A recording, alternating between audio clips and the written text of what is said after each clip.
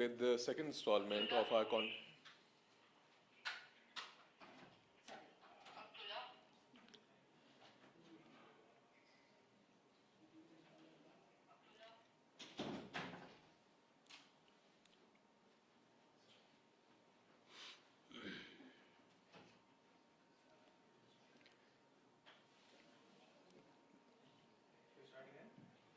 दरवाज़ा please बंद करो. We're back again with the second installment of the conversations we're having at the Breathe Pakistan conference.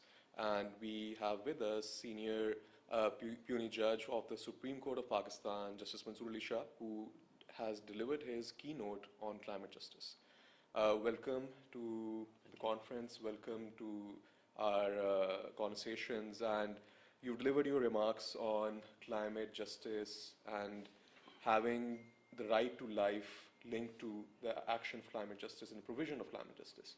So this is what I want to, I think, start our conversation about.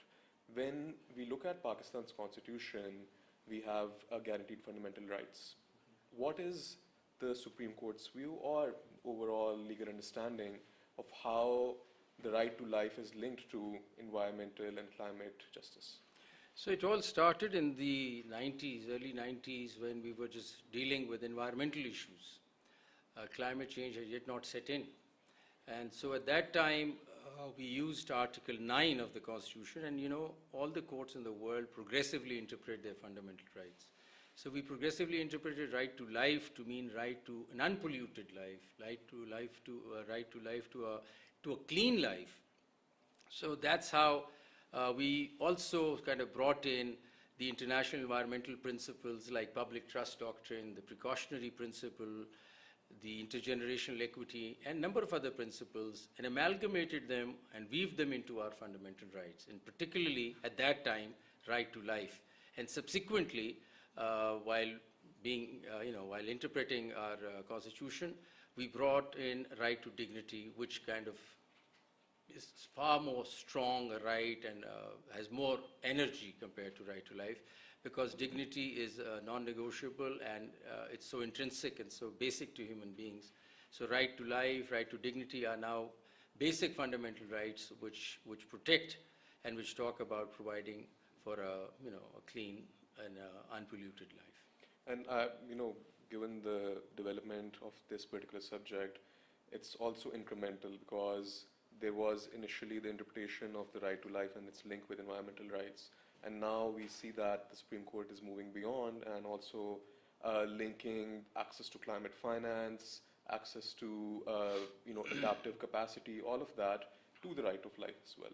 So given the complexities, how does the court really view these new subjects that are becoming attached to the domain and think that how can we further take this as a climate justice subject? Right. So when climate change comes into the picture, we realize that, as I said earlier, there's no polluter in the country, but various sectors get affected. Irrigation is affected due to water scarcity, due to global warming. Agriculture gets affected due to droughts or floods, and urban planning is affected. So initially, matters that came before us, nobody raised the question of climate change in it. But we realized that, for example, a cement plant in a water scarce area wanted expansion. And we looked at it and we could have said, no, sorry, you can't expand because there is no water in the area. But then we thought that there's a bigger picture at work. And that was climate change. This global warming, this is going to dry up this area. So we brought in the dimension of climate change into that cement case and said, no, you can't expand this, not only for any other reason, but also because climate change is going to affect the rights of the people there. And then we connected all the effects that climate change brings to life would be to the right to life, right to dignity of people. And that's how climate change sort of comes in. And we realized that we have to quickly adapt to the needs. And that's why the entire canvas of the paradigm shift came in our understanding, because earlier it was very simple to just shut down a factory, to penalize a polluter. But things were very different now. We had to come up with infrastructural changes, provide climate resilience, sustainability into urban planning, into agriculture, irrigation, forestry, you name it, you see. So it was a very diverse and a very broad-based aspect. And we kept going. We kept going. We said, we kept directing the government to come up with adaptation policies, and the government had policies. It was not as we were creating things. There was a climate change policy which had adaptation measures already built in. So we were just pushing the government to do what you were telling us to do. So please come up with your adaptive measures to deal with things. And that's how we brought adaptation and adaptive jurisprudence out of, for the people and to protect people. But then we soon realized, and this is just a recent thing that's happened, we've realized that these directions where we're telling the government to go adapt, and they say, yes, sir, we'll do it, we realize that they can't because they don't have the money, because adaptation is a very heavy financial cost is involved. So where will they get the money? And that's when we started looking at climate finance, and we realized that climate finance becomes so critical now in dealing with climate justice. There can't be any climate justice without climate finance. So we thought that then the new interpretation and extension of right to life and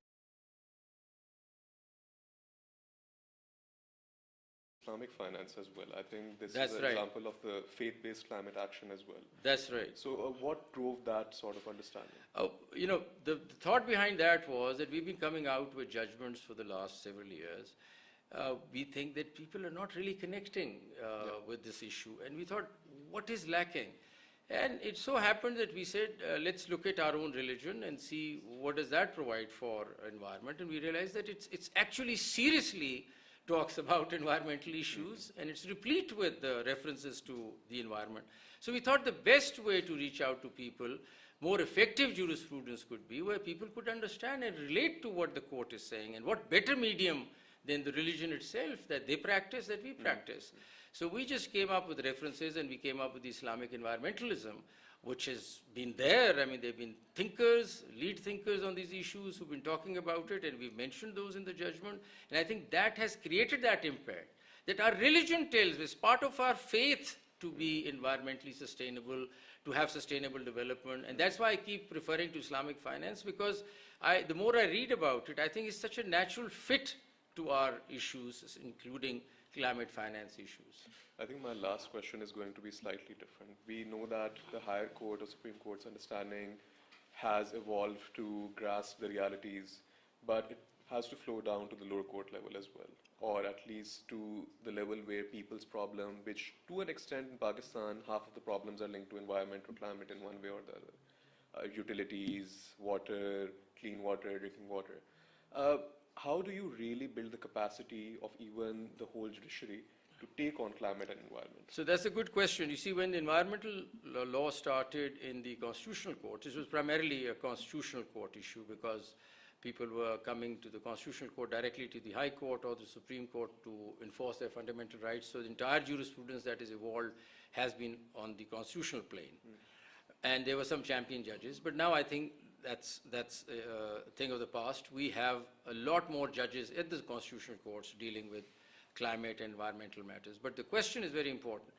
You see, in future, when we talk about climate finance disputes and loss and damage disputes which require evidence, they will not come to constitutional courts. They would go to the frontline courts. And we, having understood that issue, we have now started trainings at our Federal Judicial Academy, at our other provincial judicial academies on climate change.